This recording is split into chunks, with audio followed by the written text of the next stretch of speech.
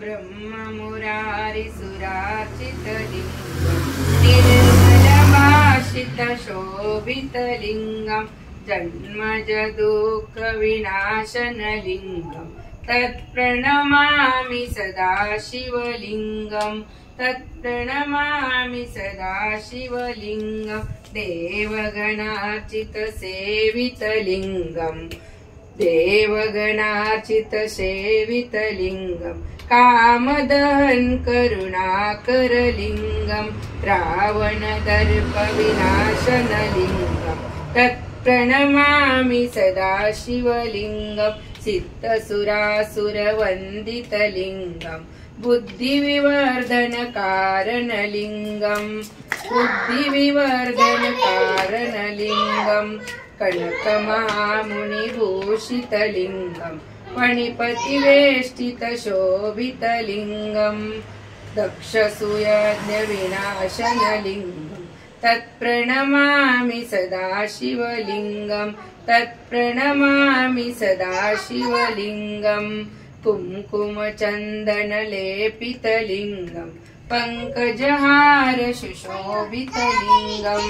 पङ्कजहार सुशोभितलिङ्गं सञ्चितपापविनाशनलिङ्गं तत्प्रणमामि सदा शिवलिङ्गं तत्प्रणमामि सदा शिवलिङ्गं दिनकरकोटिप्रभाकरलिङ्गं दिनकरकोटिप्रभाकरलिङ्गं तत्प्रणमामि सदा शिवलिङ्गं देवमुनिप्रवर्चितलिङ्गं दिनकरकोटिप्रभाकरलिङ्गं दिनकरकोटिप्रभाकरलिङ्गम् अष्टदलोपरिवेष्टितलिङ्गं सर्वसमुद्भवकारणलिङ्गम् अष्टदलोपरिवेष्टितलिङ्गं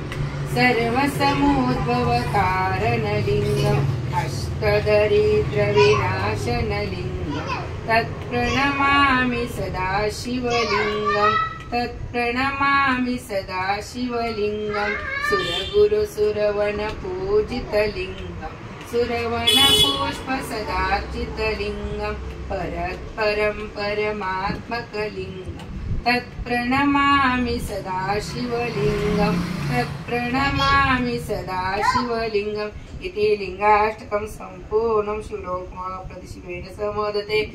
इति श्रीशङ्कराचार्यविरचितं लिङ्गाष्टकं सम्पूर्णं विठ्ठल विठ्ठल विठ्ठल विठ्ठल विठ्ठल विठ्ठल विठ्ठल विठ्ठल विठ्ठल विठ्ठल